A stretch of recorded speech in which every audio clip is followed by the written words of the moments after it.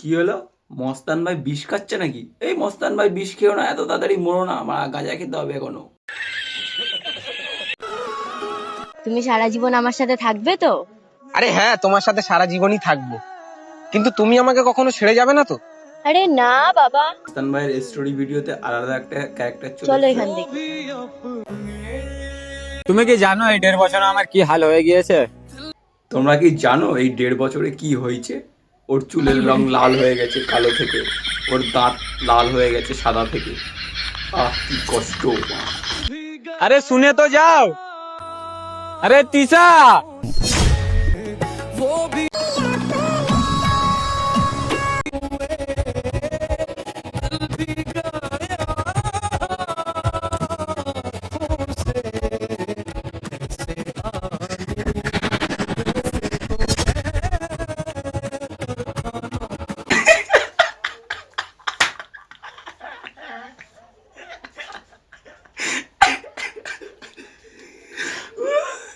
মানে এটা তো কমেডি ভিডিও দেখলাম।